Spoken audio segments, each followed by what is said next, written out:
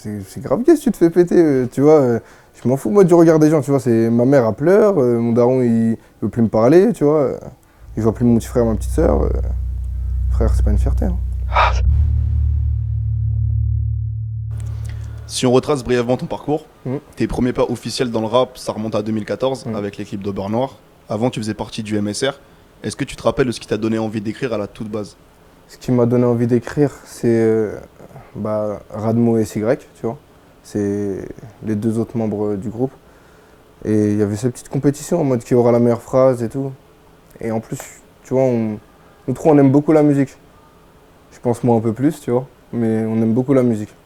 Mon goût, ma passion pour la musique, ça vient de... Je pense que ça vient de... C'est familial, hein, ça vient de mes parents, tu vois. Mes parents, ils aiment beaucoup la musique. Tu dis que t'es tombé dans le rap par hobby, comme t'aurais pu tomber dans le foot ou autre. Qu'est-ce qui t'a poussé à continuer et à persévérer là où d'autres ont lâché? C'est de voir, tu vois, des gens qui faisaient par exemple... ils faisaient beaucoup de vues, mais il n'y avait pas ce petit truc. Pas ce petit truc qui faisait la diff. Je me disais, ouais, je peux faire mieux, moi, en fait. Je peux faire mieux. Mais tu l'as travaillé comment, du coup, ce petit truc qui fait la diff? J'ai travaillé en studio, je l'ai travaillé chez moi aussi, en écoutant beaucoup de musique aussi, beaucoup s'imprégner, tu vois, lire, tout ça. Mais t'as pas peur quand t'écoutes beaucoup de musique pendant que t'écris et t'essaies en stylo que du coup tu copies sans forcément le vouloir? Bah, à l'heure d'aujourd'hui, enfin, j'écoute presque plus de musique. Vraiment, j'écoute presque plus de musique. Mais à l'époque, ouais, comme je me voyais pas comme, tu vois, comme un rappeur à l'heure d'aujourd'hui, je me permettais de faire de la pub à n'importe qui, par exemple, tu vois. Je partageais tout le monde, j'aimais tout le monde, tu vois. Je suivais les pages, j'étais comme tout le monde. Même là, aujourd'hui, je suis comme tout le monde, même si, tu vois, je rappe, tu vois, et je le vois différemment. Je peux plus écouter comme avant, je me prive un peu. C'est-à-dire? Pour pas être imprégné, comme tu dis, tu vois, par le flow d'un tel ou d'un tel, tu vois. Essayer de garder mon authenticité. Mais tu peux travailler avec des beatmakers qui travaillent avec avec ces personnes-là, tu vois. Et là, ça t'ouvre d'autres possibilités. Pour moi, c'est plus un beatmaker qui va t'aiguiller sur un flow qu'un rappeur. À part si le rappeur, enfin, c'est à deux sens, tu vois. Il y a des fois, le rappeur, il est vraiment chaud. Des fois, le beatmaker, il est vraiment fort aussi. Il peut avoir une top line que tu dis, wesh, il a trouvé où cette mélodie? Mais c'est-à-dire que par exemple, si ton beatmaker Ouais. te dit ouais, ce que tu viens de faire c'est pété, et si toi t'es convaincu que tu te dis bah en vrai non, c'est pas si mal, Mm. c'est quoi la décision que tu prends? Généralement, ça arrive pas entre le beatmaker et moi, ça peut arriver entre moi et la production, tu vois, moi et Diosan. Mais entre moi et le beatmaker, ça coule, tu vois. S'il m'envoie la prod, c'est que lui déjà il la kiffe. Un beatmaker, généralement, il s'en fout comment tu vas le poser, ça y est, t'as passé la prod. Ça lui fera plaisir si tu fais un bon son. Mais ça y est, tiens, fais ta vie, tu vois. Mais du coup, par contre, quand Dieu sent que tu dis ouais, ce que tu viens de faire c'est non, Ouais. là t'oublies. C'est la bagarre, c'est la bagarre, c'est la bagarre. T'as grandi dans le 93, Ouais. et en quoi ton environnement il t'influence? 93, tu connais, c'est épique en soi, tu vois, t'en entends parler là. Malheureusement en mal, tu vois, t'en entends parler beaucoup en mal. Mais le 93, en vrai, c'est un petit monde. C'est un petit monde. À différentes échelles, t'as vu, il y a, dans toutes les cités, ça vend, ça fait ça, ça fait ci, ça, tu vois. Je pense que tout le monde, il s'inspire de ça, tu vois. Dans le morceau Mal à la vie, tu dis commencer par vendre des disques, j'ai fini par les faire vendre. Mauvaise graine, y a pas de la vente. Dans le Banks, y a l'odeur de la vente. Ouais. Et est-ce que tu penses du coup qu'il n'y a pas trop d'autres échappatoires en fait que la drogue quand tu viens d'une cité? Il y a d'autres échappatoires, mais disons qu'ils sont plus difficiles. Justement, en parlant de ces échappatoires-là, souvent, enfin le 93 c'est considéré aussi comme une grosse scène artistique, Mhm. que ce soit dans le sport, la musique Mhm. ou le cinéma par exemple. Mhm. Et du coup, comment t'expliques qu'il y ait autant de talent en fait là-bas? C'est Dieu qui donne. Ça aurait pu être. En fait, il y a partout, tu vois. Il y a à Marseille aussi, il y en a beaucoup. À Paris même, il y en a beaucoup. Regarde Maître Gims jusqu'à où il est parti. Mais tu penses pas que c'est aussi ce côté un peu débrouillard? Débrouillard aussi, ouais. Dieu qui donne, mais il faut faire les causes. Avec tous les talents du rap Ouais. qu'il y a dans le 9-3 et Ouais. autres, comment t'expliques qu'aujourd'hui c'est toi qui est le plus enclin à réussir? Je pense pas que je suis celui qui est le plus enclin à réussir. Je fais toujours pas 1 million de vues, tu vois. Ouais, mais au vu du succès de Réel Vie 2.0, d'un point de vue critique, vu que tout le monde l'apprécie et tout, tu te dis qu'il n'y a pas. Enfin, il y a quand même quelque chose qui se crée quand même. Il y a beaucoup d'autres rappeurs que tout le monde apprécie, tu vois. Mais après, je vois qu'il y a une petite base qui commence à se créer, tu vois. Ça fait plaisir, tu vois. C'est vraiment plaisir. Et ce qu'on remarque quand on t'écoute, c'est qu'il y a du coup une réelle influence du rap français Mhm. dans ta musique. peut-être beaucoup plus que le rap américain. J'écoute pas trop de rap qu'un en vrai. Mais donc du coup, ce que je voulais savoir, c'est au-delà du langage, pour toi, qu'est-ce qui différencie le rap français du rap américain? Je te mens pas, on a une belle langue, tu vois. On a une belle langue avec des belles métaphores. On a des poètes de ouf, tu vois. On a vraiment des poètes de ouf en France. Ça veut dire on a une culture, tu vois. On a une culture de base. À l'école, ils t'apprennent ça. Ça veut dire, tu vas à l'école, t'apprends ça. Au final, t'es inspiré par ça, sans le vouloir. Dans Switch Up, le Mhm. morceau, tu répètes que Maes est différent. Mhm. Et du coup, j'ai deux questions. Tu veux te différencier de quoi ou de qui? Des rappeurs. Tous? Un peu tous, hein. C'est une concurrence, c'est une bonne concurrence. Ou une mauvaise. Donc, je suis différent. Et tu veux te Différent. différencier même de ceux avec qui tu pourrais faire un featuring, par exemple? Bien sûr, normal. C'est... Dab, c'est mon gars, mais il fait de la musique différente de la mienne. On est différent. C'est pas dire que t'es différent, que t'es plus nul, ou il peut être différent, plus fort que moi. Tu vois, je suis pas je me vois pas comme le plus fort, comme le je sais pas quoi, tu vois. Je me vois comme un mec passionné, qui aime bien la musique, c'est tout. Et qu'est-ce qui te différencie du coup? Ça, j'aime vraiment, vraiment, vraiment la musique, tu vois. C'est un délire. Je peux écouter, je peux écouter du Daniel Balavoine, tous les cris, les SOS, normal, tu vois.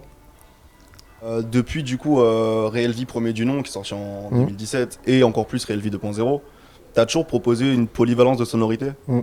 Et est-ce que c'est une volonté de te plier aux tendances actuelles de l'industrie ou c'est vraiment un goût C'est même, personnel de... c'est même pas se plier, gros, justement pas, c'est naturel.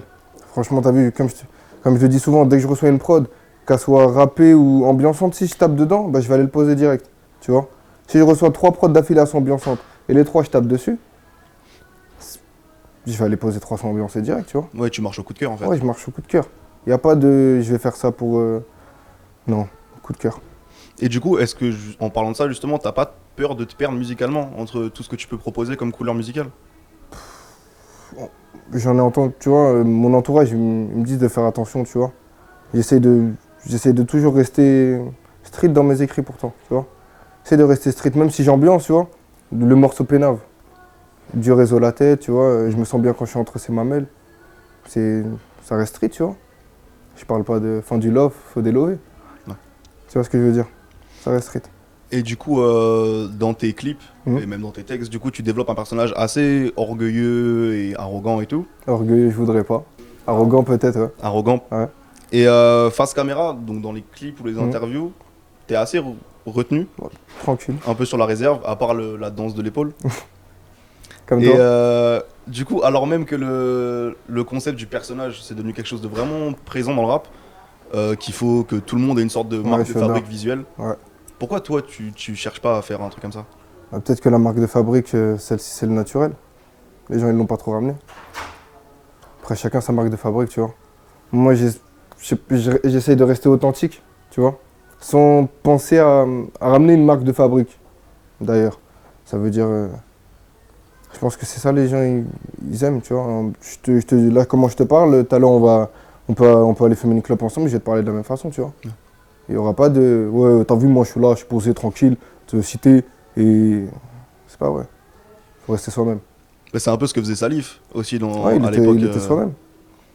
Et bah, du coup, en parlant de Salif, tu dis souvent que tu l'apprécies. Ouais.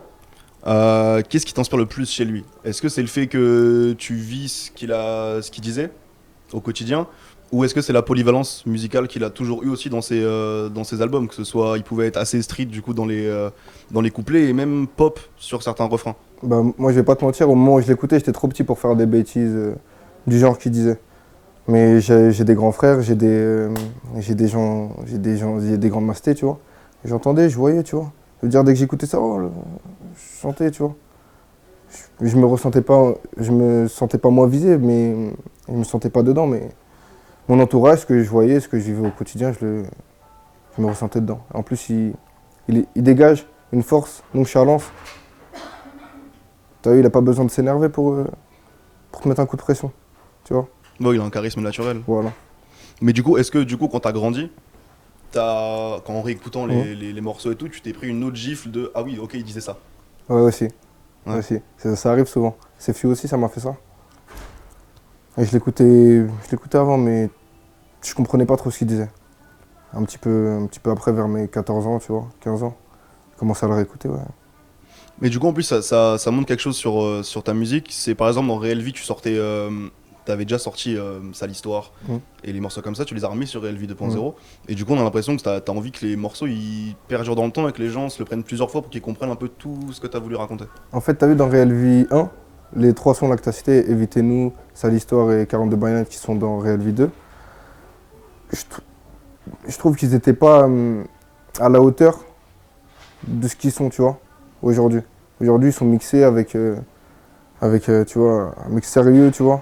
Damien, il a fait les choses propres. Mhm. C'était plus pour leur donner une nouvelle jeunesse.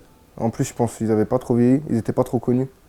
Et au final, tu vois, ces sons, ils reviennent. Ils disent, c'est l'histoire lourd, 42 Bayonettes avec Dabs. Il y en a, ils ne le connaissaient pas. Pourtant, il était sur YouTube.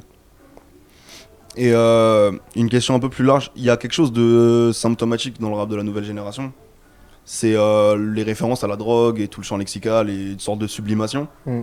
Et du coup, au risque que les auditeurs qui n'ont pas forcément connu ce rapport à la bicrave et à l'univers de la rue, est-ce que selon toi, c'est aussi un fantasme de la part des auditeurs? Ouais, aussi. Après, c'est un fantasme pour les gens qui aimeraient bien faire ça, tu vois. Moi, je le vois pas comme une gloire. Je le vois comme un besoin d'aller le faire, tu vois. Après, il y en a qui le voient comme un truc de bonhomme, tu vois. Moi, je le vois pas ça comme un truc de bonhomme. Mais du coup, tu penses quoi des rappeurs qui parfois ont cette manière de glorifier un peu le côté drogue? Je vais pas te dire, tu vois, parce que même moi, j'en parle, tu vois. S'ils en parlent, je pense qu'ils y sont. Après, ceux qui... Tu vois, je vais pas te porter de jugement, en fait, dessus. Pour terminer sur Salif, Mm. il disait d'ailleurs dans Kaira la Muerte, Mm. qui je crois est un son que t'as beaucoup aimé, prêt à se faire péter, à voir l'histoire se répéter, tout pour la fierté. Exact. Toi qui as été incarcéré l'année passée, est-ce que du coup tu penses que la prison c'est aussi une histoire de fierté? Non, non, c'est pas une fierté, hein. C'est pas une fierté. Du tout. Parce que carrément, c'est un échec, tu te fais péter la honte. Mais c'est une honte personnelle ou une honte juste de quand tu reviens, tu dis tout le monde te regarde en mode là il se fait péter? C'est grave qu'est-ce que tu te fais péter, tu vois. Je m'en fous, moi, du regard des gens, tu vois. Ma mère, elle pleure, mon daron, il veut plus me parler, tu vois. Il voit plus mon petit frère, ma petite sœur. Frère, c'est pas une fierté, hein. Et quand tu voyais, à l'époque, donc quand t'étais plus petit, les personnes, tes connaissances lointaines ou proches, qui se faisaient enfermer, à l'époque tu pensais quoi de la prison? Moi, je te mens pas, il y avait un moment, tu connais, on a tous été matrixés, on a tous été jeunes, mais après, j'ai dit, faut pas, tu vois, faut pas être dans cette trixement-là. Ah, il y avait un moment, pour de vrai, mon gars, je te disais, la fierté pour moi, c'était un, ah ouais, il est parti en prison, lourd, lourd, lourd. J'étais jeune, tu vois. En grandissant, c'est pas ça. C'est pas ça. Mais c'est quand que ça a changé ça? Quand je suis béton, quand je suis béton, j'ai compris, en fait, c'est gay, ce gars. Ça pue sa mère. Ça pue sa mère. Déjà, je pensais, dans ma vie, j'allais jamais me faire péter, moi. Ça a été un tac-tac. Je me suis pas fait péter beaucoup de fois, je suis pas trop connu, tu vois. 2 fois, on suffit pour une affaire, c'est même pas encore fini. Et du coup la prison, c'est un thème récurrent dans le rap. Donc il y a beaucoup de rappeurs qui en parlent et c'est aussi souvent considéré comme une légitimité supplémentaire à parler de la rue et des vices. Et du coup, par exemple, un mec comme Gucci Mane, il disait que la prison c'était la meilleure chose qui lui soit arrivée. En plus, il a été plusieurs fois. Est-ce que, enfin, toi, tu penses quoi de l'approche des rappeurs vis-à-vis de la prison? Qu'ils y soient allés, qu'ils y soient pas allés, est-ce que... Apparemment, c'est la meilleure chose qui lui est arrivée. Il est parti plusieurs fois, c'est qu'il kiffe ce délire, hein. Faut le laisser repartir. Et non, franchement, je te mens pas. La prison, tu vois, il y a des points négatifs comme il y a des points positifs, tu vois. Le point négatif, je te dis, ça fait du mal à la famille, tu vois, ça fait du mal à l'extérieur, tout ça. Le point positif, c'est que tu réfléchis beaucoup. Ou tu réfléchis pas. Pour mon cas, j'ai réfléchi. Alhamdoulilah.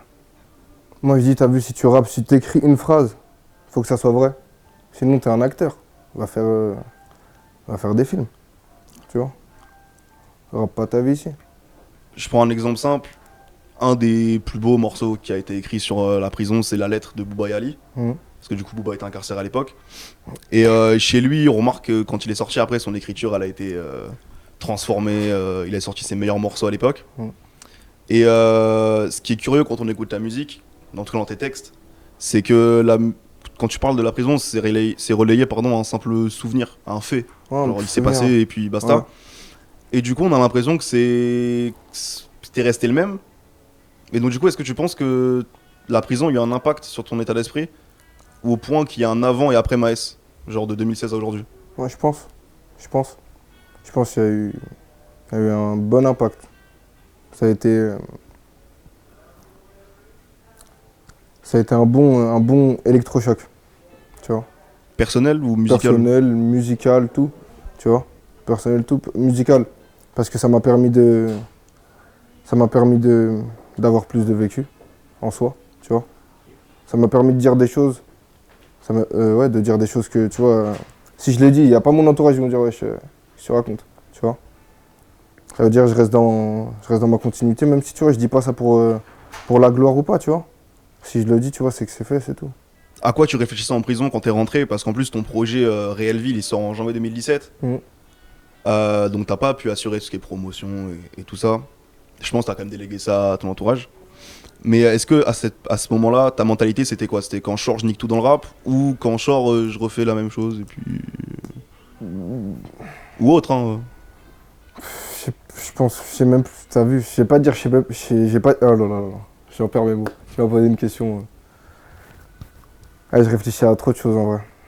Je réfléchissais à vraiment trop de choses. Je te dis, il y avait ma famille et tout, tu vois, je pensais pas trop à la musique. En vrai, c'est quand Real Vie est sorti, le 1, je me suis dit, ah ouais, en fait, il y a un petit truc à jouer, mais en vrai, je l'oubliais après. 2 jours après, je l'oubliais. Je pensais à autre chose. Fallait que je cantine, fallait que je mange, tu vois. Je pensais pas du tout à la musique. À part les peu de soirées que j'ai écrites, tu vois, comme T-Max 530, il y a le refrain Pénave, je l'ai écrit en prison. Il y a beaucoup de petites parties, tu vois, beaucoup de petits textes, tu vois, Libérable 1, je l'ai écrit en prison aussi. Mal à la vie aussi. Quand on imagine la prison, tu dis tu vas écrire des morceaux entre guillemets plus haineux, Mm. colériques, et toi t'écris Pénave. Ouais, Pénave. C'est ça qui est marrant, genre c'est cette transition où tu dis que t'es enfermé, mais au final, viens J'avais ensemble. envie de liberté, tu vois. J'avais envie de liberté, je voyais les gens, ils snappaient à Marrakech, là-bas, là-bas. Moi aussi, je voulais faire un son pour m'ambiancer en cellule, tu vois. En plus, à ce moment-là, c'était Benache, il avait envoyé un album avec des bons sons, tu vois, colorés, comme Coco, tout ça. Pour te dire, j'écrivais sur les fins des instrus tellement j'avais pas d'instru des fins. Je peux te dire, hein, le mec derrière toi, c'est vrai. Tu vois. Au final, est-ce que tu penses que ce séjour en prison, il t'a permis de tirer des leçons de vie? Genre une sorte d'apprentissage personnel qui se reflète dans ta musique et ton quotidien, un truc où tu dis ça m'a changé. Un peu, ouais. Un peu. T'as des leçons de vie, des trucs. Des leçons de vie. T'as vu, je suis encore trop jeune pour faire des leçons de vie, tu vois. Je suis. J'ai pas envie de faire l'ancien, tu vois, devant la caméra ou quoi. Je me prends des leçons même moi encore. Ça veut dire, laisse-moi faire mon petit bout de chemin et on se reverra dans une autre interview, je te dirai mes leçons de vie. Et du coup, avec le recul que t'as aujourd'hui sur la situation, Mhm. vu que t'es sorti, qu'est-ce que tu dirais à ceux qui pourraient vivre ce que t'as vécu? Pas faire la même chose, hein, aller travailler. Aller travailler ou aller à l'école, pour de vrai. Comme ça, vous terminerez par faire des interviews comme Yard.